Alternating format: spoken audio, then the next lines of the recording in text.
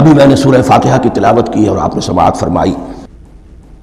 یہ سورہ مبارکہ مصحف کے اعتبار سے تو پہلی صورت ہے ہی، سب کو معلوم ہے، لیکن یہ بھی نوٹ کر لیجئے کہ یہ نزول کے اعتبار سے بھی سب سے پہلی مکمل صورت جو حضور پر نازل ہوئی وہ یہی ہے. اس سے قبل متفرق آیات نازل ہوئیں، 5 آیتیں سورہ علق کے آغاز میں، کچھ آیتیں سورہ قلم یا سورہ نون کے آغاز میں، کچھ آیتیں سورہ مزمل کی ابتدا کی، کچھ آیتیں سورہ مدثر کے آغاز کی. 5ویں وحی تقریباً اس پر اجماع ہے کہ یہ سورۃ الفاتحہ کی ہے اور یہ مکمل صورت ہے جو حضور پر نازل ہوئی. سورۃ الفاتحہ کے معنی ہوئے افتتاحی صورت. فتح یفتح کے معنی ہے کھولنا، مفتاح کنجی کو کہتے ہیں، چابی کو. تو یہ اوپننگ سورہ آف دی قرآن، قرآن حکیم کی افتتاحی صورت. ویسے جیسا کہ میں تعارف قرآن کے ضمن میں عرض کر چکا ہوں، عربوں کا یہ مزاج تھا کہ جس چیز سے انہیں خصوصی محبت ہوتی تھی اس کے بہت سے نام رکھتے تھے. اس کے بھی بہت سے نام ہیں. سورۃ الفاتحہ سب سے عام ہے، لیکن الکافیہ، الشافیہ، ام القرآن، اساس القرآن، کم سے کم یہ 4 نام تو میں سمجھتا ہوں کہ ہر مسلمان کو مزید معلوم ہونے چاہیے، اور بھی بہت سے نام. اس سورہ مبارکہ کی بالاتفاق و بالاجماع 7 آیتیں ہیں، اگرچہ ان کی ترتیب میں کچھ اختلاف ہے. ایک رائے یہ ہے، اور یہ رائے امام شافعی کی بھی ہے اور بصرہ کے جو قراء تھے ان کی بھی ہے، کہ آیت بسم اللہ بھی سورہ فاتحہ میں شامل ہے، اس کا جز ہے. وہ اس کو شامل کر کے پھر 7 آیتیں بناتے ہیں. تو آخری جنہیں ہم 2 آیتیں سمجھتے ہیں، صراط الذین انعمت علیہم غیر المغضوب علیہم ولا الضالین، وہ ان کے نزدیک ایک آیت ہے. تو گویا کہ نتیجہ یہ نکلا کہ آیتوں کی تعداد 7 ہی رہتی ہے.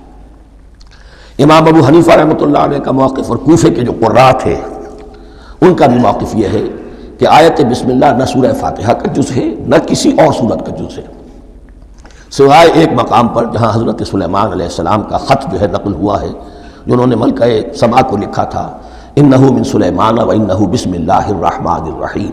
تو قرآن کے متن میں صرف اسی جگہ پر یہ آیت شامل سمجھتے ہیں، باقی یہ صرف علامت کے طور پر کہ یہاں سے ایک نئی صورت شروع ہو رہی ہے درج کی گئی ہے. اس سورہ مبارکہ کو الصلاح قرار دیا گیا ایک حدیث میں. اس کا جو اسلوب ہے وہ دعا کا ہے، اور دعا کے ساتھ اس کی جو مناسبت ہے، اور پھر اسی کی وجہ سے ہماری نماز کا یہ جزو لا ینفک بنا دیا گیا. بلکہ ایک حدیث جو میں آپ کو سناؤں گا اس میں اسی کو نماز قرار دیا گیا، الصلاح یہی ہے. ویسے وہ حدیث مبارک موجود ہے، من لم یقرأ بفاتحۃ الکتاب لا صلاۃ لمن لم یقرأ بفاتحۃ الکتاب. جو شخص سورہ فاتحہ کی تلاوت نہیں کرتا اس کی کوئی نماز نہیں. اس کے حوالے سے بھی ہمارے ہاں 2 مسلک ہیں، ذکر صرف اس لیے کر رہا ہوں کہ آپ کے علم میں ہو، ان میں کوئی بنیادی فرق نہیں ہے. کسی بھی ایک رائے کا انسان قائل اور حامل ہو سکتا ہے بغیر اس کے کہ دوسرے کو بالکل غلط قرار دے، بلکہ یہ کہ اس کے لیے بھی گنجائش اپنے ذہن میں اور اپنے دل میں رکھے. اور دوسری آیت یہ ہے کہ اس کا حصہ نہیں ہے. اسی اعتبار سے یہ کہ یہ سورہ مبارکہ نماز میں پڑھی جانی ضروری ہے، لا صلاۃ لمن لم یقرأ بفاتحۃ الکتاب. البتہ یہ اختلاف ہے، یہ بات جو میں ذکر کر رہا تھا جو ذہن سے نکل گئی، کہ آیا مقتدی جو ہے امام کے پیچھے کھڑا ہو کر جب نماز پڑھ رہا ہو تو کیا اس صورت میں بھی اس کے لیے لازم ہے کہ سورہ فاتحہ پڑھے؟ اس میں 2 رائے ہو گئی، بلکہ 3. ایک رائے انتہائی ہے اور وہ فقہ حنفی کی طرف منسوب ہے کہ اگر آپ امام کے پیچھے مقتدی کی حیثیت سے نماز پڑھ رہے ہیں تو کسی بھی رکعت میں آپ سورہ فاتحہ نہیں پڑھیں گے. ایک دوسری بالکل برعکس رائے ہے، وہ امام شافعی رحمۃ اللہ علیہ کی ہے کہ ہر حالت میں چاہے امام جہری رکعت پڑھا رہا ہو جس میں وہ بلند آواز سے سورہ فاتحہ پڑھ رہا ہو، اور چاہے وہ سری رکعت ہو، ہر حالت میں مقتدی کو بھی پڑھنی ہے. ایک تیسری رائے بین بین ہے، وہ امام مالک کی ہے رحمۃ اللہ علیہ، کہ جو سری رکعت ہے جس میں کہ امام بھی خاموشی سے پڑھ رہا ہے مقتدیوں کو بھی پڑھنی چاہیے. جو جہری رکعت ہے جس میں کہ امام بلند آواز سے پڑھ رہا ہے اس میں مقتدیوں کو خاموش رہ کر پوری توجہ جو ہے سننے پر صرف کر دینی چاہیے. اذا قرئ القرآن فاستمعوا له وانصتوا. جب قرآن پڑھا جا رہا ہو تو پوری توجہ اس کے پڑھنے پر مرکوز کر دو اور خود خاموش رہو. میرے اپنی رائے میں یہ تیسری رائے سب سے زیادہ صائب ہے اور اس میں کسی طرح کی بھی کوئی پیچیدگی پیدا نہیں ہوتی. بہرحال اس سورہ مبارکہ کا جو اسلوب ہے میں نے عرض کیا دعائیہ ہے. البتہ قرآن مجید کے علم اور حکمت کے اعتبار سے، اس کے فلسفے کے اعتبار سے ایک بات سمجھ لینی چاہیے. قرآن کا فلسفہ یہ ہے کہ بنیادی ہدایت ہر انسان کے دل میں موجود ہے بالقوہ، پوٹینشلی۔ یہ جو قرآن مجید یا اللہ کی کتابیں نازل ہوتی ہیں، یہ انہیں ایکٹیویٹ کرتی ہیں، وہ اندر کی جو ڈورمنٹ کانشسنس ہے، خوابیدہ شعور جو ہے، اسے بیدار کر کے اور پھر یہ کہ اسے اجاگر کرتی ہیں۔ ہر سلیم الفطرت انسان اور سلیم العقل انسان، دو سلامتی شرط ہیں۔ سلیم الفطرت، نیچر پرورٹڈ نہ ہو، فطرت مسخ نہ ہو گئی ہو، عقل سلیم ہو، ان دونوں چیزوں کا نتیجہ یہ نکلتا ہے کہ وہ انسان از خود، بغیر کسی وحی کی رہنمائی کے، بغیر کسی نبی کی تعلیم کے سے استفادہ کیے ہوئے از خود بھی کچھ حقائق تک پہنچ جاتا ہے۔ اور وہ حقائق کیا ہے؟ نمبر ایک یہ کہ اس کائنات کا ایک خالق ہے، وہ ایک ہے، اور وہ تمام صفات کمال سے متصف ہے۔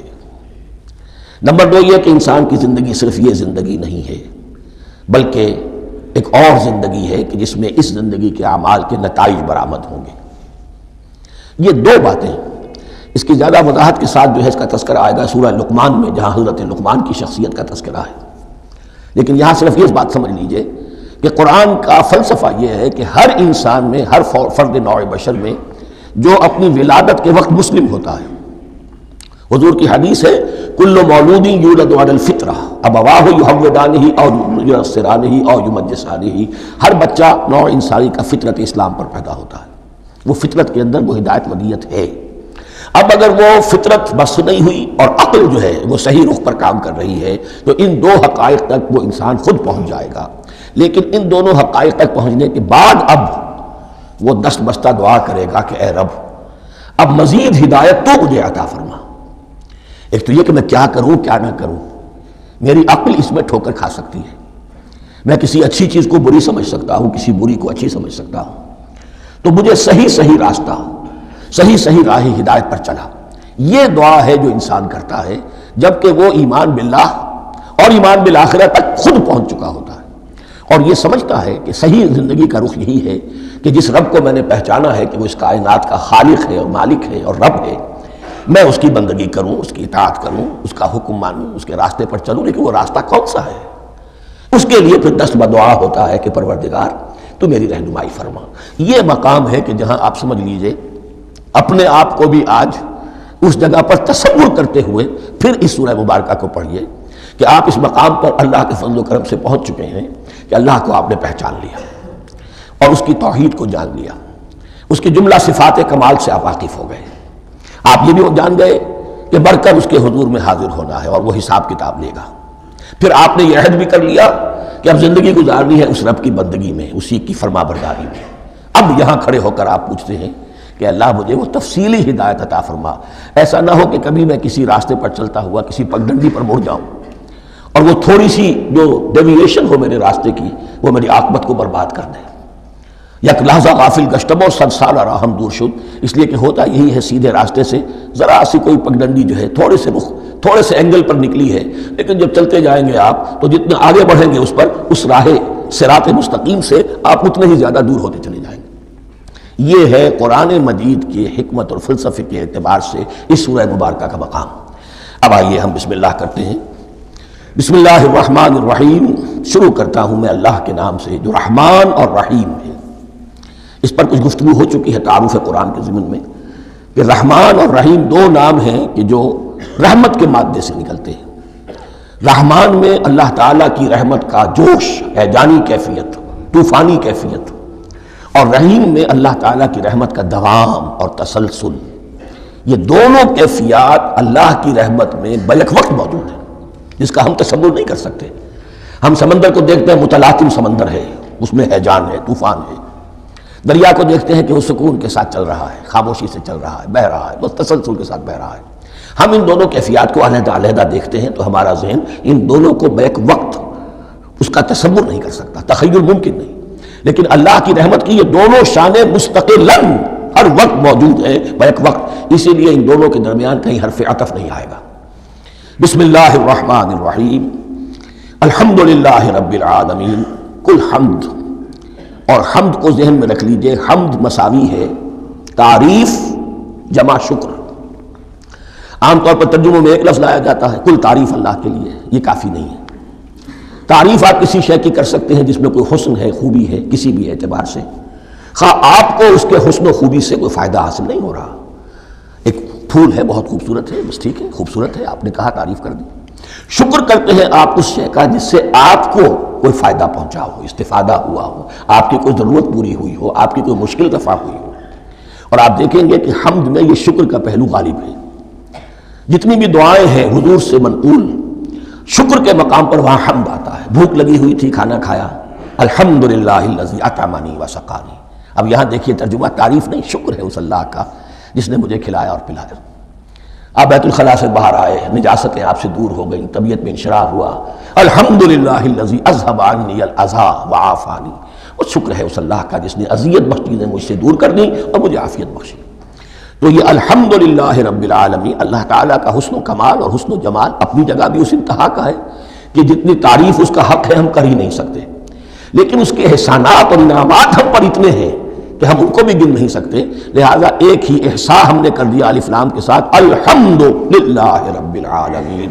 تمام تعریفیں اور کل شکر اللہ کے لیے ہیں کہ جو تمام جہانوں کا پروردگار ہے، رب ہے، مالک ہے۔ رب میں ایک مفہوم ہوتا ہے ربوبیت کا، اور اس میں مفہوم شامل ہوتا ہے تربیت کا، ربیانی صغیرہ۔ تو مالک ہونا اور تربیت دینا، آپ جس شے کے مالک ہوں گے آپ چاہیں گے اس میں بڑھوتری ہو، اس میں اضافہ ہو، وہ نشو و نما پائے۔ تو یہ دونوں چیزیں آپس میں ایک دوسرے کا جڑی ہوئی ہیں، پروردگار بھی اور مالک بھی۔ عام طور پر عربی میں رب کا لفظ مالک کے لیے آتا ہے، رب البیت، رب الدار، رب المال۔ تو معلوم وہاں پر ظاہر بات ہے کہ اس سے مراد کیا ہے، مال والا، گھر کا مالک۔ تو کل شکر اور کل تعریف اس اللہ کے لیے ہے جو تمام جہانوں کا مالک بھی ہے اور پروردگار بھی ہے۔ الرحمن الرحیم، رحمان ہے اور رحیم ہے۔ اب دوبارہ اس کی میں وضاحت نہیں کروں گا۔ مالک یوم الدین، یوم دین کا مختار مطلق ہے۔ دین عربی زبان میں کہتے ہیں بدلے کو، دناہم کما دانو، کما تدینو تو دانو، یہ کہاوت ہے۔ جیسے اردو میں ہم کہتے ہیں جیسا کرو گے ویسا بھرو گے، کما تدینو تو دانو۔ تو یہ ہے بدلہ، اس کا بنیادی مفہوم جو ہے وہ بدلہ ہے۔ تو بدلے کا ایک دن ہے جس دن فیصلہ ہوگا کہ کون کیا کما کر لایا ہے، اسے کیا بدلہ ملنا چاہیے۔ آیا اس کا برائیوں کا پلڑا بھاری ہے کہ اسے سزا ملنی چاہیے، یا اس کی حسنات اور نیکیوں کا پلڑا بھاری ہے کہ اسے جزا ملنی چاہیے، اس کا انعام اور اکرام کے ساتھ معاملہ کیا جانا چاہیے۔ وہ ایک دن ہے، اسے ہم یوم القیامہ کہتے ہیں۔ اور لیکن اصل بات جو یہاں کہی گئی، یعنی ایک جملے میں تین باتوں کا اعتراف ہو رہا ہے۔ بعث بعد الموت، ایک دن آئے گا کہ ہم مرنے کے بعد تمام انسان اٹھا لیے جائیں گے، پھر حساب و کتاب، پھر اللہ کے ہاں حاضری ہوگی اور حساب کتاب ہوگا۔ اور تیسرا یہ کہ اس حساب کتاب کے دن کا مختار مطلق اللہ ہے، یعنی کسی اور کو اپنے ذہن میں سہارا بنا کر آپ زندگی گزاریں کہ وہ مجھے چھڑا لے گا، یا وہ ہستی جو ہے اتنی زوردار ہے کہ وہ مجھے بچا لے گی، اس سے اپنے دل کو، اپنے ذہن کو بالکل پاک کر لیجئے۔ مالک یوم الدین، ایک دوسری جگہ پر قرآن میں آیا ہے، اس روز کوئی پکارنے والا پکارے گا، لمن الملک اليوم للہ الواحد القہار، آج کے دن کس کا اختیار مطلق ہے؟ اور پھر کہا جائے گا اللہ کے لیے، الواحد قہار، جو پوری طرح چھایا ہوا ہے، بس تولی ہے۔ تو مالک یوم الدین، جو جزا و سزا کے دن کا مالک ہے۔ اب یہاں سے کلام ایک رخ بدل رہا ہے۔ ابھی تک تو یہ غائبانہ انداز میں کلام ہو رہا ہے، اللہ سے خطاب نہیں آیا اس میں ابھی۔ الحمدللہ رب العالمین الرحمن الرحیم مالک یوم الدین، اب خطاب ہے، ایاک نعبد و ایاک نستعین، ہم صرف تیری ہی بندگی کرتے ہیں اور کریں گے، اور ہم صرف تجھ ہی سے مدد مانگتے ہیں اور مانگیں گے۔ یہ ترجمہ میں کیوں کر رہا ہوں کہ یہ فعل مضارع ہے، عربی زبان میں فعل مضارع حال اور مستقبل دونوں کو کور کرتا ہے۔ ایاک کا جو ہے مفعول فاعلی جو ہے، مفعول جو ہے اس میں ضمیر مفعولی اسے پہلے لا کر حشر کا مضمون پیدا ہو گیا۔ ہم تیری بندگی کرتے ہیں نہیں، ہم تیری ہی بندگی کرتے ہیں اور کریں گے۔ حال میں ترجمہ کیجئے تو یہ اظہار حال ہے، اور مستقبل میں ترجمہ کیجئے تو یہ ایک عہد ہے، قول و قرار ہے، بہت بڑا معاہدہ ہے۔ وَإِيَّاكَ نَسْتَعِينُ، اور صرف تجھ ہی سے مدد مانگتے ہیں اور مانگیں گے۔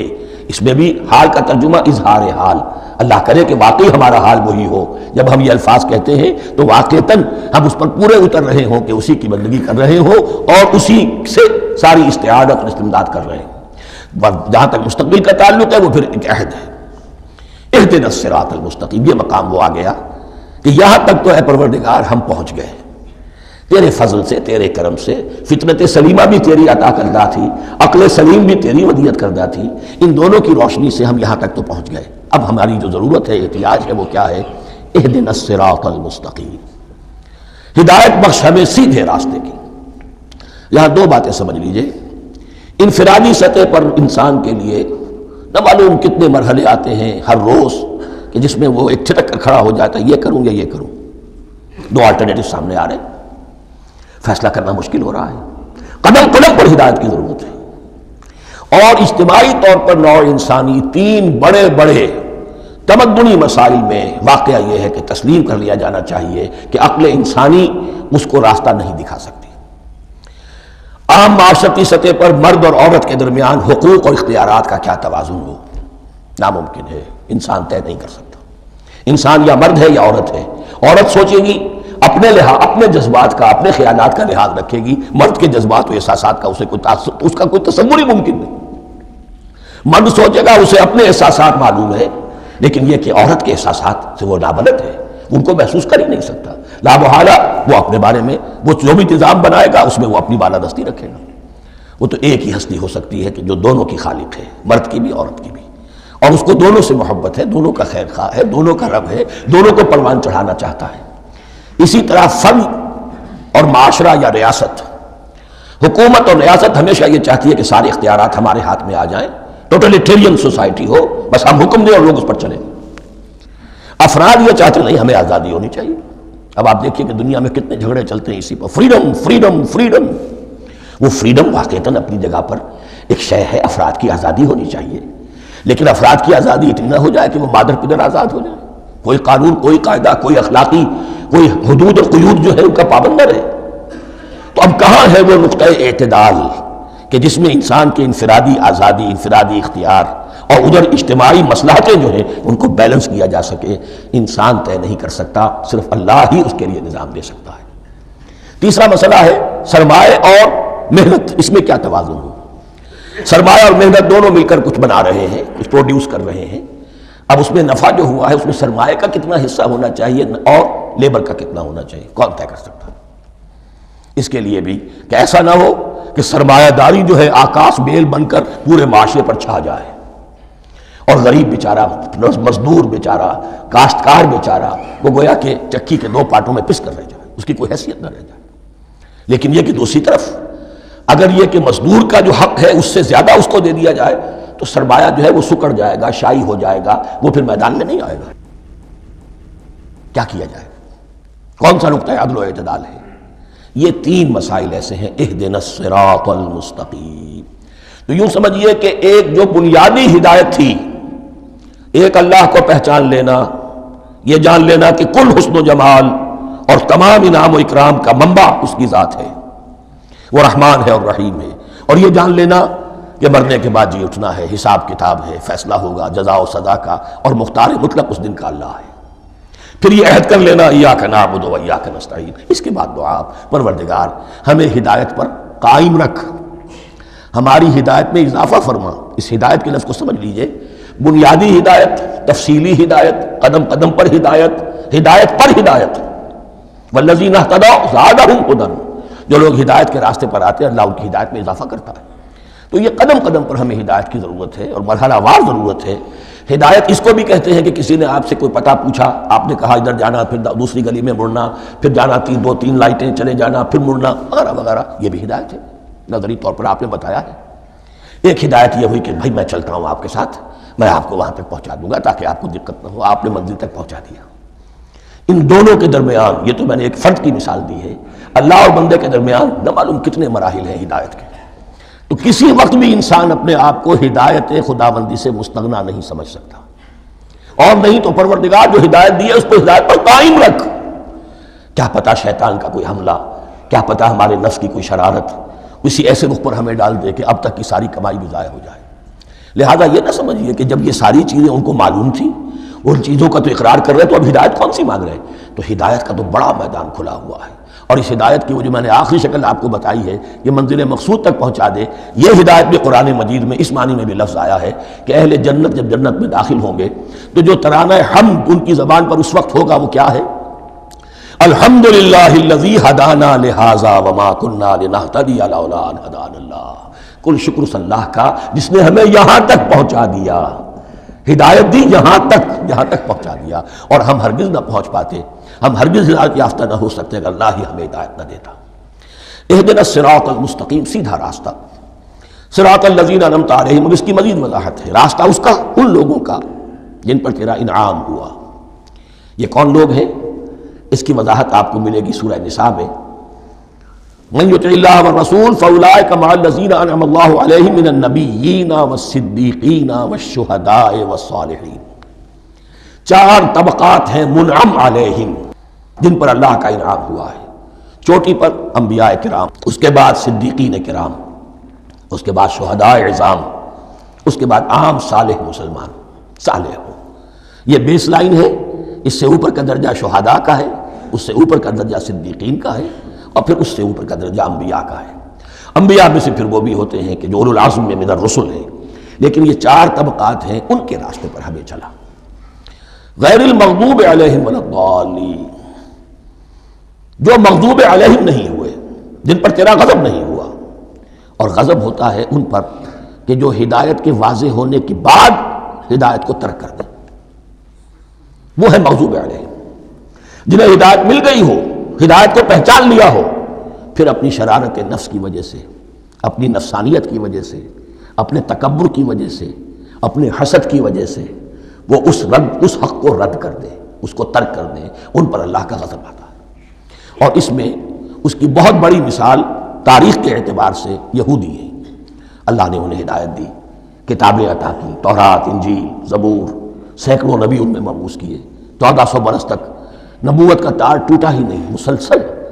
ابتدا میں بھی 2 نبی، موسیٰ اور ہارون، اور اختتام پر بھی 2 نبی، عیسیٰ اور یحییٰ علیہ السلام. اور ان کے مابین کوئی لمحہ نہیں آیا ہے تاریخ بنی اسرائیل میں جبکہ کوئی نہ کوئی نبی موجود نہ ہو. لیکن انہوں نے اپنی شرارت نفس کی وجہ سے ہدایت تورات سے بھی منہ موڑا، اور پھر سب سے بڑی بات یہ کہ ہدایت محمدی سے، ہدایت قرآنی سے بھی صلی اللہ علیہ وسلم منہ موڑا. وہ ہے مغضوب علیہم ولا الضالین، اور نہ ہی گمراہ ہوئے. یہ لفظ جو آتا ہے عربی زبان میں گمراہ کا بھی ہے اور تلاش حق میں بھٹکنے والے کا بھی ہے. ایک وہ شخص ہے جس پر حق ابھی واضح نہیں ہوا، وہ تلاش میں ہے، اس کے لیے بھی ضال کا لفظ آئے گا. اسی طرح کوئی شخص کسی کے عشق اور محبت میں ایسا ہو جائے، دیوانہ ہو جائے، اس کو بھی ضال کہتے ہیں. یعنی اس کے اوپر جذبات کا اتنا غلبہ ہو گیا ہے کسی کی محبت اور عشق کی بنا پر. تو حضور کے لیے یہ لفظ آیا ہے وَوَجَدَكَ ضَالًّا فَهَدَىٰ، اور یہ تو سورۃ الضحیٰ ہے، اکثر بیشتر لوگوں کو یاد ہوگی. تو یہ جو ضال کا لفظ ہے، اس میں سمجھ لیجئے ضروری نہیں ہے کہ وہ گمراہ ہو، بلکہ وہ بھی کہ جو ابھی راہ ہدایت کی طلب میں، اس کے حصول کے لیے اس کی تلاش میں کوشاں ہیں. اور وہ بھی کہ جو کسی مغالطے کی وجہ سے حق سے منحرف ہو جائے. یہ بھی جان لیجئے کہ ایک ہے بدنیتی، تکبر، حسد، حق کو جان کر پہچان کر رد کر دینا یا چھوڑ دینا یا ترک کر دینا. ایک ہے کسی غلطی میں، کسی جذبات کے اندر آ کر، کسی غلو کے اندر مبتلا ہو کر اور حق سے منحرف ہو جانا. اس کی جو سب سے بڑی مثال ہے وہ نصارہ ہے، عیسائی ہے. حضرت مسیح کو انہوں نے مانا لیکن غلو کیا. یہ لفظ آئے گا آگے، لا تغلوا فی دینکم، اپنے دین میں غلو نہ کرو.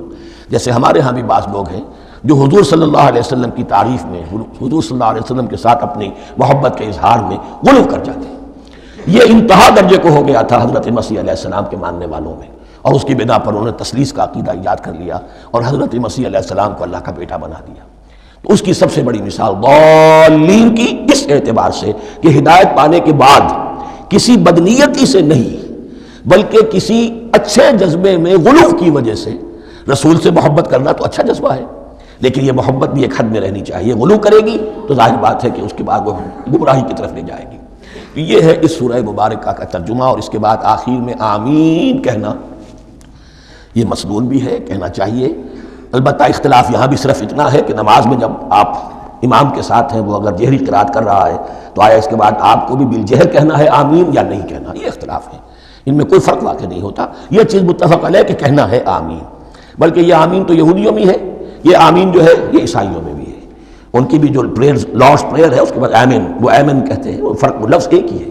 اس لیے کہ عبرانی زبان اور عربی زبان، یا تو ہم یہ کہہ سکتے ہیں کہ دونوں بہنیں ہیں، کوئی ایک مشترک زبان تھی ان کی ماں جس کی یہ 2 بیٹیاں ہیں، اور یا یہ کہنا پڑے گا کہ عربی زبان کی ماں جو ہے وہ عبرانی زبان ہے۔ بہرحال بڑا قریبی رشتہ عربی کا اور عبرانی کا ہے، اس اعتبار سے وہ آمین۔ اب آپ کو معلوم ہے ہم السلام علیکم وہ کہتے ہیں، وہ سلام کہتے ہیں، فرق کیا ہے؟ وہ تو تلفظ کا فرق ہے۔ اسی طریقے سے اور بہت سے الفاظ ہیں، میں بعد میں بتا۔ اب میں اس سورہ مبارکہ کے بارے میں خاص حدیث آپ کو سنانا چاہتا ہوں، اور اسی سے در حقیقت جو امام ابو حنیفہ کا موقف ہے رحمۃ اللہ علیہ، اس کی حقانیت مزید مبرہن ہو جائے گی۔ یعنی کیا کہ آیت بسم اللہ سورہ فاتحہ کا جز نہیں ہے۔ سورہ فاتحہ الحمدللہ رب العالمین سے شروع ہوتی ہے۔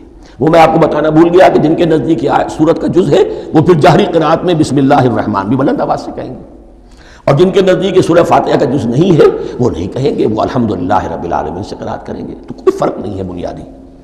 یہ حدیث جو ہے یہ مسلم شریف میں ہے اور حدیث قدسی ہے۔ اس کے راوی حضرت ابو ہریرہ ہیں رضی اللہ تعالی عنہ، اور اس حدیث نے اس سورت کے مضامین کا نہایت عمدہ تجزیہ کر دیا ہے۔ حدیث کے الفاظ سن لیجئے، قسمت الصلاۃ بینی و بین عبدی نصفین۔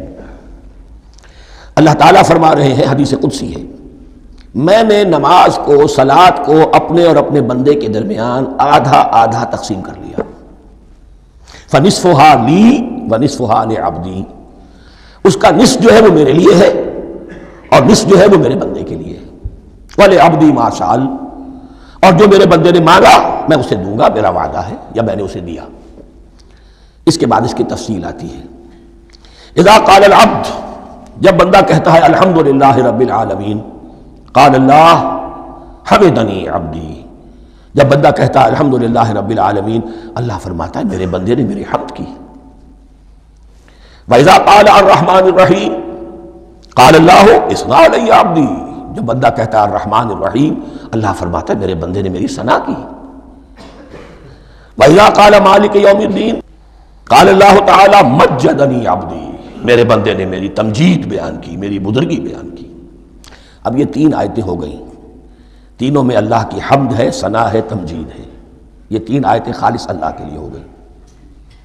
اب چوتھی آیت آئی، ایاک نعبد و ایاک نستعین۔ اس کے بارے میں جب بندہ کہتا ہے اذا قال العبد ایاک نعبد و ایاک نستعین، قال اللہ تعالی ھذا ما بینی و بین عبدی ولعبدی ما سأل، یہ میرے اور میرے بندے کے درمیان ہے۔ یہ تو یوں سمجھیے کہ یہ گرہ لگ گئی ہے میرے اور میرے بندے کے مابین۔ اس نے مجھ سے قول و قرار کیا ہے، اس نے میری بندگی کا اعتراف کیا ہے، اس نے تسلیم کیا ہے کہ میری ہی بندگی کرتا ہے اور کرے گا، اور مجھ سے مدد چاہیے۔ ھذا ما بینی و بین عبدی، یہ معاہدہ ہے، معاہدہ دو فریقوں کے مابین ہوتا، یہ میرے اور میرے بندے کے مابین ہے۔ وَلِعَبْدِي مَا سَأَلَ، اور میں نے اپنے بندے کو دیا جو اس نے مانگا، وہ میری مدد چاہتا ہے، میری مدد اس کے شامل حال رہے گی۔ وَإِذَا قَالَ، اور جب بندہ کہتا ہے اهْدِنَا الصِّرَاطَ الْمُسْتَقِيمَ صِرَاطَ الَّذِينَ أَنْعَمْتَ عَلَيْهِمْ غَيْرِ الْمَغْضُوبِ عَلَيْهِمْ وَلَا الضَّالِّينَ، قال اللہ تعالی ھذا لعبدی ولعبدی ما سأل، یہ تین آیتیں یہ میرے بندے کے لیے۔ اهْدِنَا الصِّرَاطَ الْمُسْتَقِيمَ، اسی صراط مستقیم کی وضاحت ہے مثبت، صراط الذین انعمت علیہم، اسی صراط المستقیم کی وضاحت ہے منفی انداز میں، غیر المغضوب علیہم ولا الضالین۔ یہ سب میرے بندے کے لیے ہے اور میں نے اپنے بندے کو دیا جو اس نے مانگا۔ اس کو میں نے ایک مرتبہ یہ ترازو کی شکل میں اس کو لکھوایا تھا۔ دیکھیے یہ ایاک نعبد و ایاک نستعین، یہ ہے وہ ترازی کی وہ ڈنڈ، واو جو ہے ایاک نعبد و ایاک نستعین، واو جو ہے گویا کہ وہ مٹھ ہے جس سے کہ ترازو کو پکڑا جاتا ہے۔ ادھر ایک پلڑا ہے جس کی تین آیتیں ہیں، الحمدللہ رب العالمین الرحمن الرحیم مالک یوم الدین۔ اس کا نتیجہ کیا نکلا؟ ایاک نعبد۔ آپ نے شاید یہ سنا بھی ہو، ایک بہت ہی عمدہ قرات کا جو ریکارڈ ہے قاری عبدالباسط عبدالصمد کا، وہ یہاں سے چل کر سورہ فاتحہ کی قرات کر کے ایاک نعبد پر آ کر رکتا ہے۔ الحمدللہ رب العالمین الرحمن الرحیم مالک یوم الدین ایاک نعبد، گویا کہ یہاں یہ صورت بالکل ہاف ہو گئی ہے۔ تین آیتوں میں اللہ کی حمد ہے، ثنا ہے، تمجید ہے، جس کا نتیجہ ہم تیری ہی بندگی کرتے ہیں، تیری ہی اطاعت کریں گے۔ لیکن اب اس کے بعد سوال ایاک نستعین، اسی کی جو استعانت کیا درکار ہے ہمیں؟ ہدایت۔ ہدایت سب سے بڑی استعانت ہے، ہدایت ہی تو سب سے بڑی مدد ہے۔ اهدنا الصراط المستقیم صراط الذین انعمت علیہم غیر المغضوب علیہم ولا الضالین، یہ ایاک نستعین کے حق کے ساتھ یہ تین آیتیں آ گئیں اهدنا الصراط المستقیم صراط الذین انعمت علیہم غیر المغضوب علیہم ولا الضالین قسمت الصلاة بینی وبین عبدی نصفین فنصفها لی ونصفها لعبدی ولعبدی ما سأل۔ اللہ تعالیٰ اس سورہ فاتحہ کا جو اصل مفہوم ہے وہ بھی ہمارے ذہنوں پر، ہمارے شعور کی سطح پر اسے اجاگر کیے رکھے، ہمیں توفیق دے کہ جب بھی پڑھیں، جب بھی سنیں تو وہ کیفیت اگر ہو جائے، اس لیے کہ ایک حدیث ہے کہ الصلاۃ معراج المومنین، نماز تو اہل ایمان کے حق میں معراج کے درجے میں ہے۔ اس حوالے سے ہم یہ سمجھ سکتے ہیں کہ کوئی وقت ایسا آ سکتا ہے کہ انسان کو واقعتاً، روح انسانی واقعتاً اللہ کے یہ جواب سنے۔ انہونی بات نہیں ہے یہ، ہوتا ہے خطاب آخر، اٹھتا ہے حجاب آخر، کرتے ہیں خطاب آخر، یہ تو ہوتا ہے۔ مخاطبہ الہی ہے تو میں نے عرض کیا کہ ثابت ہے، مخاطبہ، محادث اور تحدیث اللہ بندوں سے کلام کرتا ہے۔ اب آئیے بسم اللہ الرحمن الرحیم، اب یہ سورہ بقرہ شروع ہو رہی ہے۔ سورۃ البقرہ جو 286 آیات پر مشتمل ہے، تقریباً 2.5 پاروں پر پھیلی ہوئی ہے۔ ہر شخص جانتا ہے کہ یہ قرآن حکیم کی حجم کے اعتبار سے سب سے بڑی سورت ہے، لیکن یہ معاملہ صرف حجم کا نہیں ہے۔ نبی اکرم صلی اللہ علیہ وسلم نے اسے سنام القرآن قرار دیا ہے۔ آپ نے فرمایا لکل شیء سنام، ہر چیز کی ایک چوٹی ہوتی ہے، جیسے اونٹ کا کوہان ہوتا ہے۔ وسلام القرآن البقرہ، سلام القرآن، قرآن کی چوٹی جو ہے وہ سورۃ البقرہ ہے۔ یہ نوٹ کر لیجئے جو میں نے کل آپ کو جو مختلف مکی اور مدنی صورتوں کے گروپوں کے بارے میں بتایا تھا کہ یہاں سے اب پہلی منزل بھی شروع ہو رہی ہے اور پہلا گروپ بھی شروع ہو رہا ہے، اور اس کے ساتھ جو اگلی صورت آئے گی وہ اس کا جوڑا ہے، سورہ آل عمران، جس کی سب سے نمایاں علامت یہ نوٹ کیجئے، یہ بھی الف لام میم سے شروع ہوئی، اگلی بھی الف لام میم سے شروع ہوگی۔ اس کے بعد 2 صورتیں مدنی اور ہیں، لیکن ان دونوں میں نہ حروف مقطعات ہے، نہ کوئی اور تمہیدی کلام ہے، براہ راست خطاب سورہ نساء میں یا ایھا الناس اور سورہ مائدہ میں یا ایھا الذین آمنوا، کوئی تمہیدی بات نہیں، کوئی حروف مقطعات نہیں، براہ راست خطاب۔ وہ ایک جوڑا ہے سورہ نساء اور سورہ مائدہ، اور یہ ایک جوڑا ہے سورہ بقرہ اور سورہ آل عمران۔ سورہ بقرہ اور سورہ آل عمران کو نبی اکرم صلی اللہ علیہ وسلم نے الزہراوین بھی قرار دیا ہے۔ زہرا کہتے ہیں بڑی روشن چیز کو، یہ حضرت فاطمہ رضی اللہ تعالیٰ عنہ کے نام کے ساتھ آتا ہے، فاطمۃ الزہراء، تو زہرا بہت روشن، دمکتی ہوئی شے۔ الزہراوین، یہ 2 نہایت دمکتی ہوئی صورتیں ہیں جو قیامت کے دن 2 بدلیوں کی شکل میں ظاہر ہوں گی، حضور نے فرمایا، اور جو لوگ ان صورتوں سے محبت کرتے تھے ان پر سایہ کریں گی۔ اللہم ربنا اجعلنا منہم، ہمیں اللہ تعالیٰ ان میں شامل فرما دے۔ اس سورہ مبارکہ کو 2 حصوں میں تقسیم سمجھیے۔ ویسے تو یہ کہ رکوع آئیں گے، پارے بھی بدلیں گے اس میں، لیکن حصے 2 ہیں۔ پہلے حصے میں اصل روح سخن سابقہ امت مسلمہ سے ہے، یہود سے، بنی اسرائیل سے۔ دوسرے حصے میں اصل خطاب موجودہ امت مسلمہ سے ہے، امت محمد سے صلی اللہ علیہ وسلم۔ پہلے حصے میں 18 رکوع ہیں لیکن آیات 152 ہیں، دوسرے حصے میں 22 رکوع ہیں لیکن آیات 134 ہیں۔ گویا کہ اس سے آپ کو توازن نظر آئے گا کہ اگرچہ ادھر رکوع کی تعداد کم ہے 18 لیکن آیات کی تعداد زیادہ ہے 152، دوسرے حصے میں رکوعوں کی تعداد زیادہ ہے 22 لیکن آیات کی تعداد 134۔ اسی لیے اس کا ایک نام میں نے تجویز کیا ہے، وہ اس لیے تاکہ کچھ حقائق آپ کے ذہنوں میں ان ناموں کے حوالے سے بھی انشاءاللہ محفوظ ہو جائیں گے۔ سورۃ الامتین، 2 امتوں کی صورت، اس لیے کہ تقریباً نصف اس کی ساری بحث جو ہے، مرکزی بحث، وہ سابقہ امت مسلمہ بنی اسرائیل، اور دوسرا نصف اس میں سارا خطاب وہ ہے موجودہ امت مسلمہ یعنی امت محمد صلی اللہ علیہ وسلم۔ اس کا جو پہلے 18 رکوع ہے یا پہلا حصہ ہے، اس کے اندر ڈویژن فردر ہوگی ورٹیکل، عمودی، پہلے 4 رکوع، پھر 10 رکوع، پھر 4 رکوع۔ لیکن جو 22 رکوع ہیں دوسرے حصے کے، دوسرے نصف کے، اس میں ڈویژن جو ہے جو ہاریزونٹل ہے، وہ افقی تقسیم ہے، عمودی نہیں، افقی، وہ میں بعد میں بیان کروں گا جب ہم وہاں پہنچ جائیں گے۔ ان کو پہلے سمجھ لیجئے کہ اس پہلے حصے کی جو تقسیم میں نے کی ہے، پہلے 4 رکوع، پھر 10 رکوع اور پھر 4 رکوع۔ پہلے 4 رکوع یوں سمجھیے کہ پورے قرآن مجید کے لیے اس کی حکمت اور فلسفے کا جو حصہ مکی قرآن میں بیان ہو چکا تھا اس کا خلاصہ ہے۔ جب یہ صورت نازل ہو رہی ہے تو یہ تو مدینہ میں حضور تشریف لا چکے ہیں، 12-13 سال جو ہے گزر چکے ہیں، اور ان 12-13 سالوں کے دوران 2/3 قرآن نازل ہو چکا ہے۔ اس میں جو بھی حکمت، فلسفہ اور بنیادی دعوت، یہ جو چیزیں مکی قرآن میں بیان ہوئی ان کا خلاصہ نچوڑ نکال کر یہاں 4 رکوعوں میں رکھ دیا گیا۔ اگرچہ ان میں بھی جب گہرائی میں آپ دیکھیں گے تو روح سخن جو ہے وہ بنی اسرائیل کی طرف ہے، وہ میں بعد میں عرض کروں گا، لیکن اضافی طور پر یہ سمجھ لیجئے کہ پورے مکی قرآن کے حکمت اور پیغام کا خلاصہ ان 4 رکوعوں میں۔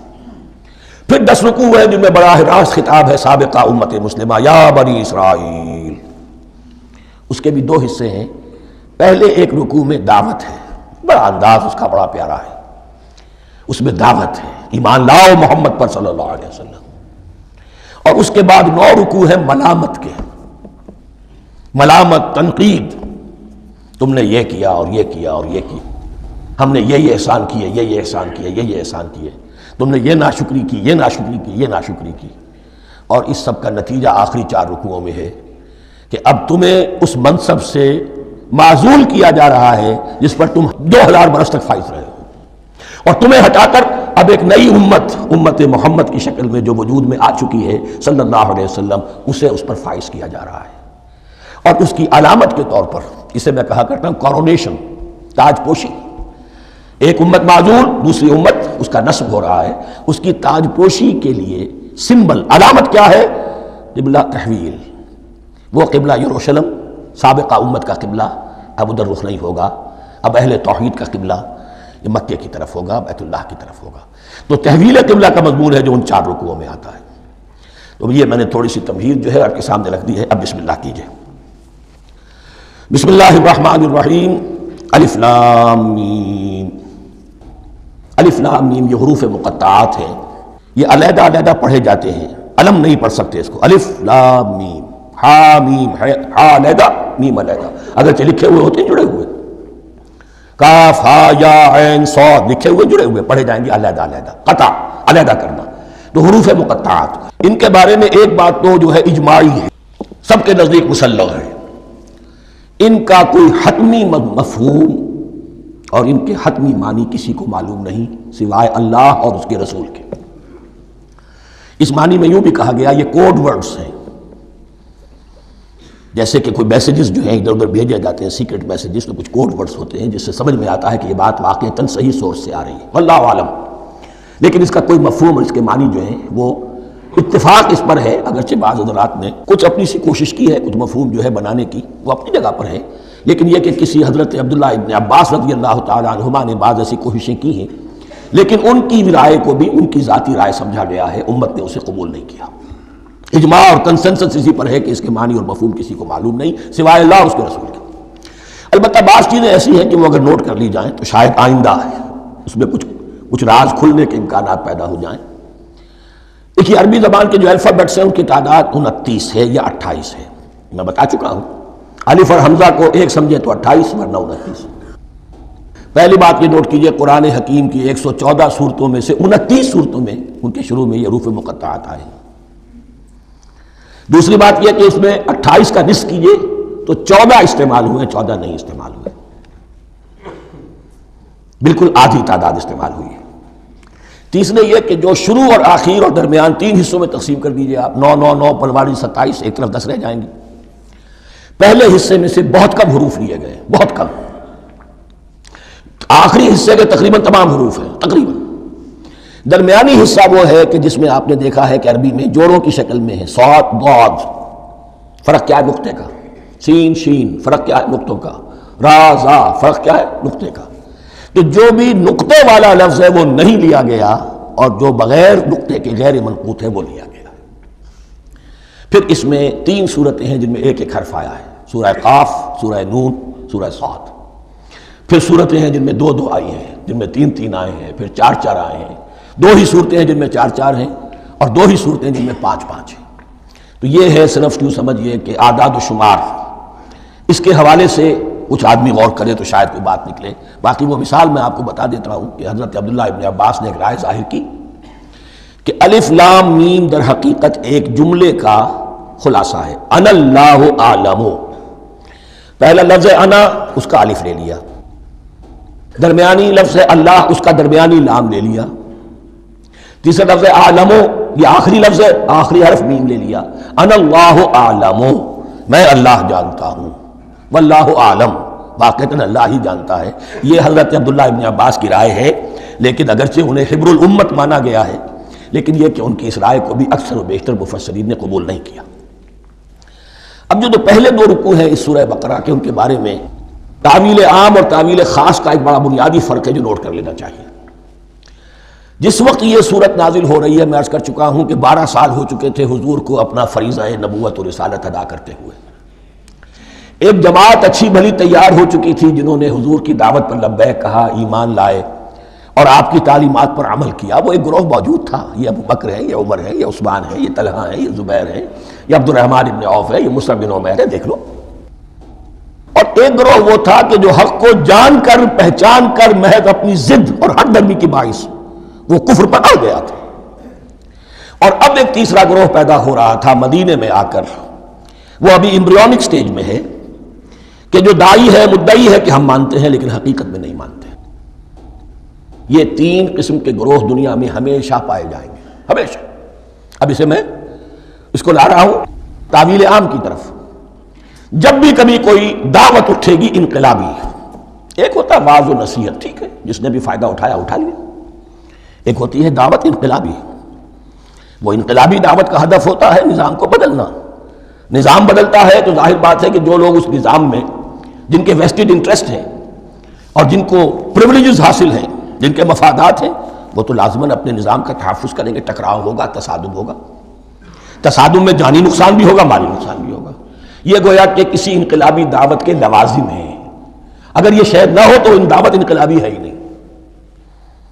اس اعتبار سے ہر انقلابی دعوت کے جواب میں 3 طبقے پیدا ہو جاتے ہیں. ایک وہ کہ جو اس دعوت کو قبول کرتے ہیں دیانت کے ساتھ، خلوص کے ساتھ، اخلاص کے ساتھ، اور پھر پوری جواں مردی کا ثبوت دیتے ہیں، ہر چہ بعد آباد، اب جو آئے سو آئے، جان دینی پڑے حاضر ہیں، مال دینا پڑے حاضر ہیں، کوئی تکلیف آئے، کوئی مشقت آئے، کوئی مصیبت آئے، کوئی قربانی کرے حاضر. جب پکارا گیا واپس نہیں پھیرا کوئی فرمان جنوں کا، اور تنہا نہیں لوٹی کبھی آواز جرس کی. خیریت جاں راحت تن صحت داما، سب بھول گئی مصلحتیں اہل ہوس کی. ایک وہ لوگ ہوتے ہیں، ایک وہ لوگ ہوتے ہیں کہ جو اڑ جاتے ہیں ضد پر، ہٹ درمی پر، ماننے کے باوجود، جاننے کے باوجود. یہ بات تو ٹھیک ہے جو کہہ رہے ہیں، کیسے مان لیں؟ ہماری سیادت، ہماری چودراہٹ، ہمارے مفادات، ہمارے یہ ساری چیزیں ان سب کے اوپر زد پڑ رہی ہے. یہ لوگ اڑ جاتے ہیں اور پھر کوئی دعوت، کوئی نصیحت، کوئی مزید افہام و تفہیم ان کے حق میں مفید نہیں ہوتی. اس لیے کہ صحیح بات ہے جو کہتے ہیں کہ سوتے کو تو جگایا جا سکتا ہے، جاگتے کو کیسے جگائیں؟ کوئی سویا ہوا ہے تو آپ اسے جگا دیں گے، جو جاگا ہوا ہے لیکن وہ بنا ہوا ہے، وہ اٹھنے کو تیار ہی نہیں ہے، تو آپ کیسے اٹھا دیں گے اس کو؟ تو جو لوگ جان بوجھ کر حق کو پہچان کر رد کر دیتے ہیں، پھر ان کے حق میں کوئی دعوت، کوئی نصیحت، کوئی تبلیغ، کوئی انذار، کوئی تبشیر مفید نہیں ہوتی. تیسرا درجہ ایسے لوگوں کا ہوتا ہے جو یا تو شروع میں آتے ہی شرارت کے ارادے سے ہیں، کوئی مصلحت ہے جس کی وجہ سے اس دعوت کو قبول کر لیا، کوئی ذاتی منفعت ہے جس کے لیے قبول کر لیا، یا یہ کہ شروع میں تو اخلاص کے ساتھ آتے ہیں لیکن جب قربانی دینے کا وقت آتا ہے تو ان کے اندر سیرت و کردار کی وہ مضبوطی نہیں ہوتی کہ ہر چباد آباد، یہ نہیں ہوتی. وہ پھر ڈگمگاتے رہتے ہیں، کبھی کچھ چلے پھر کہیں ٹھٹک کر رہ گئے، پھر کہیں کچھ چلے پھر ٹھٹک کر رہ گئے. یہ تیسرا طبقہ ہے کہ جو کہتا ہے، دعوی مدعی ہے کہ ہم نے مانا ہے، قبول کیا ہے، بات ٹھیک ہے، کچھ تھوڑا بہت چلتے بھی لیکن جہاں مشکل آئی ٹھٹک کر کھڑے ہو گئے، عہدے منہ گر پڑے. یہ تیسرا طبقہ ہے. اس کے لیے لفظ ہمارے ہاں منافقین بھی ہے، لیکن اس رکوع میں آ کر، ابھی ان 4 رکوعوں میں نہیں بلکہ سورہ بقرہ میں مکمل میں بھی کہیں نفاق کا لفظ نہیں آیا ہے، اس لیے کہ اسے مرض سے تعبیر کیا گیا. یہ مرض ہے ایک، اور اس مرض کے ذریعے سے لوگوں کے اندر جو ہے وہ ایک نفاق کا بیج پڑ رہا ہے، جو ظاہر ہوگا تو منافقت پوری کی پوری کھل کر سامنے آ جائے گی. روگ ہے انسانی شخصیت کا. اس حوالے سے وہ تیسری، اور یہ چونکہ اہم ترین حصہ تھا اور یہ مرض اب شروع ہو رہا تھا، مدینے میں، مکے میں نہیں تھا، لہذا زیادہ تفصیل سے اس کے بارے میں گفتگو ہوئی. اب ان 2 رکوعوں کا سلسلے وار مطالعہ انشاءاللہ اس دوسری نشست میں کریں گے۔ جی خوش آمدید دوستو، امید کرتا ہوں ویڈیو آپ نے پوری دیکھی ہوگی اور آپ کو پسند بھی آئی ہوگی۔ بھائیو دوستو، قرآن مجید اللہ تعالیٰ کی بھیجی ہوئی آسمانی کتاب اور آخری کتاب ہے، اور یہ ایسی کتاب ہے کہ اس کی حفاظت کی ذمہ داری اللہ تعالیٰ نے لی ہے۔ خود اللہ تعالیٰ قرآن میں فرماتے ہیں اِنَّا نَحْنُ نَزَّلْنَا الذِّكْرَ وَإِنَّا لَهُ لَحَافِظُونَ، ہم نے ہی اس قرآن کو نازل کیا اور ہم ہی اس کی حفاظت کریں گے۔ اب قرآن کی حفاظت کی ذمہ داری کیوں ہوئی، کیوں اللہ تعالیٰ نے یہ ذمہ داری قبول کر لی؟ تو اس کا جواب یہ ہے کہ قرآن مجید سے پہلے بھی آسمانی کتابیں نازل ہوئی، لیکن جو آسمانی کتابیں نازل ہوئی قرآن مجید سے پہلے، تو وہ سب کے سب جو ہے نا ان میں رد و بدل اور ان میں تخریبات کیے گئے، ٹھیک ہے، وقتاً فوقتاً ان میں ایسی تبدیلیاں کی گئی جن کی وجہ سے وہ کتابیں اپنے اصل میں نہ رہیں۔ تو یہی وجہ ہے کہ وہ ساری کتابیں جو ہے نا وہ تبدیل ہو گئی اور منسوخ ہو گئی۔ تو قرآن مجید کے آنے سے یہ تمام کتابیں جو ہے نا یہ پوری ہوئی، یہ کتاب پوری ہوئی اور اس کی حفاظت کی ذمہ داری بھی اللہ تعالیٰ نے لی، اور قیامت تک اس قرآن مجید میں کوئی تبدیلی نہیں آئے گی، نہ ہی اس میں کوئی تبدیلی کر سکے گا۔ چونکہ یہ تفسیر کا سلسلہ شروع ہے، تو تفسیر لغت میں الابانۃ والاظہار یعنی بیان کرنے کو کہتے ہیں، اور چونکہ تفسیر سے بھی قرآن مجید کے معانی اور حرف وہ واضح طور پر سامنے آ جاتے ہیں، بندے کے دماغ میں 100% بیٹھ جاتا ہے، تو یہی وجہ ہے کہ اس کو تفسیر کہتے ہیں۔ اور قرآن مجید چونکہ سورۃ الفاتحہ سے شروع ہوئی، تو فاتحہ شروع کو کہتے ہیں، اور سورہ فاتحہ کو فاتحہ اس لیے بھی کہتے ہیں کہ اسی سے نماز کی شروعات بھی ہوتی ہے اور اسی سے قرآن مجید کی شروعات بھی ہوتی ہے۔ اس سورہ فاتحہ کے جو ہے نا بہت بڑی بڑی فضیلتیں ہیں جو قرآن نے بھی بیان کیے، جس طرح قرآن میں اللہ تعالیٰ فرماتے ہیں وَلَقَدْ آتَيْنَاكَ سَبْعًا مِّنَ الْمَثَانِي وَالْقُرْآنِ الْعَظِيمِ، تو قرآن میں 7 مثانی یعنی 7 آیتیں، تو یہی جو 7 مثانی ذکر ہے اس سے مراد مفسرین فرماتے ہیں کہ یہی سورہ فاتحہ ہے، کیونکہ اس کی بھی 7 آیتیں ہیں۔ اور اس سورت کو سورۃ الفاتحہ اور سورۃ الشفاء بھی کہتے ہیں، یعنی مفسرین حضرات فرماتے ہیں کہ اگر کسی کو کوئی بیماری لگ جائے اور وہ اسی سورہ فاتحہ کو پڑھ کر اس بیماری کے اوپر دم کرے یا اس کے اوپر جو ہے نا ہاتھ لگا لے، اور تو اس سے وہ بیماری اللہ تعالیٰ وہ بیماری اس سے ختم کر دیتے ہیں۔ اب اس کا ہرگز یہ مطلب نہیں کہ آپ اگر بیماری کے اوپر جو ہے نا آپ جو ہے نا سورہ فاتحہ پڑھ لو تو آپ فوراً صحت یاب ہو جائیں گے، ایسا نہیں، بلکہ آہستہ آہستہ اس بیماری کا اثر ختم ہونے لگے گا۔ جس طرح ایک بندہ بیمار پڑ جاتا ہے اور وہ ڈاکٹر کے پاس جاتا ہے، تو ڈاکٹر اس کو دوائیاں دیتے ہیں یا انجیکشن لگاتا ہے، تو فوراً وہ ٹھیک نہیں ہوتا، بلکہ کچھ وقت بعد جب دوائیاں اثر کر جاتی ہے تو ہی وہ صحت مند ہو جاتا ہے۔ تو اسی طرح سورہ فاتحہ اگر آپ پڑھ کر کسی مریض پر دم کریں گے تو مطلب یہ ہے کہ جو دوائی وہ کھائے گا یا کوئی خوراک وہ کھائے گا یا پانی پیے گا، تو اللہ تعالیٰ اس پانی کے ذریعے یا اس کھانے کے ذریعے اس بندے کو شفا عطا فرما دیں گے۔ اس کا مطلب یہی ہے۔ تو آج کل ایک طبقہ ایسا بھی آیا ہے جو کہ دم درود وغیرہ ان سے انکار کرتا ہے، حالانکہ ایسا کچھ بھی نہیں، بلکہ قرآن مجید اللہ کی کتاب ہے اور یہ واحد ایک مؤثر کتاب ہے، اس کے ذریعے آپ جو بھی کام کریں گے تو انشاءاللہ آپ کا وہ کام پورا ہوگا، اگر آپ صحیح نیت سے اور سچے دل سے اس کو اپنائیں گے تو۔ اسی لیے حدیث مبارکہ میں بھی آتا ہے کہ یہ سورۃ الشفاء ہے۔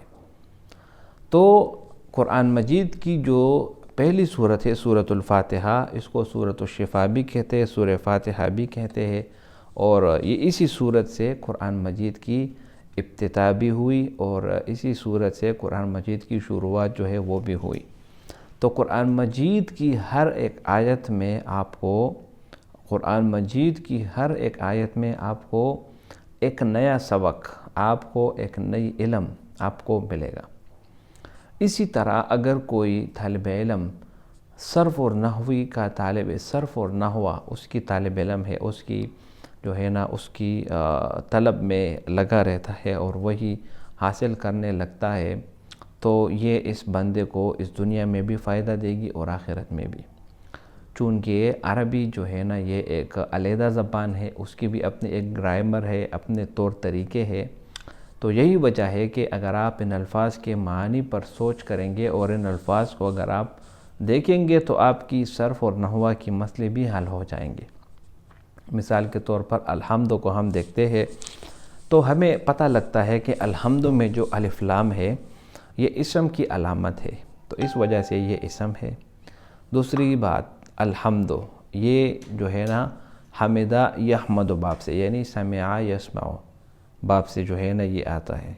اسی طرح للہ میں لام جو ہے نا وہ لفظ جارہ ہے اور لفظ اللہ یہ مجرور ہے۔ رب العالمین، یہاں پر دیکھیں رب مضاف ہوا ہے کیونکہ یہ اسم ہے، اور اسم کی علامت اس میں کیا ہے کہ یہ مضاف ہوا ہے۔ اسی طرح العالمین یہ بھی اسم ہے، علامت اس میں کیا ہے؟ الف لام جو ہے نا اس کے اوپر داخل ہوا ہے۔ تو بھائیو دوستو، قرآن مجید سراسر ایک ہدایت ہے اور علم کا ایک خزانہ ہے۔ تو اگر کوئی علم حاصل کرنا چاہے اور صرف قرآن مجید سے ہی علم کرنا چاہتا ہے تو یہ قرآن اس کو ایسی بیش بہا انعامات اور ایسی بیش بہا معلومات اس کو دے گا کہ وہ تا قیامت یاد رکھے گا۔ تو بھائیو دوستو، یہاں پر جو آپ نے ویڈیو دیکھا ڈاکٹر اسرار احمد کی، تو وہ قرآن کے متعلق تھا اور قرآن کی تفسیر کے متعلق تھا۔ تو سورہ فاتحہ میں ہم صرف اور صرف اللہ سے یہ مدد مانگتے ہیں کہ ہم صرف آپ سے ہی مدد مانگتے ہیں۔ اللہ کی حمد و ثنا بیان کی ہوئی ہے، اور اسی طرح اس بات کا ہم اقرار کرتے ہیں کہ قیامت کے دن کا مالک صرف اور صرف اللہ تعالیٰ ہے، اور آخر میں ہم دعا مانگتے ہیں اللہ تعالیٰ سے کہ اے اللہ ہمیں سیدھی راستے پر چلا، ایسے راستے پر، ایسے لوگوں کے راستے پر جن پر آپ نے انعام کیا۔ اب ان سے مراد کیا ہے؟ انبیاء، شہداء، صالحین، نیک لوگ، اور ولدوالین غیر المغضوب علیہم ولدوالین، گمراہوں کے راستے سے پناہ مانگا گیا ہے۔ امید کرتا ہوں یہ ویڈیو آپ کو پسند آئی ہوگی۔ اگر ویڈیو آپ کو پسند آئی تو اس چینل کو سبسکرائب کریں۔ بہت شکریہ۔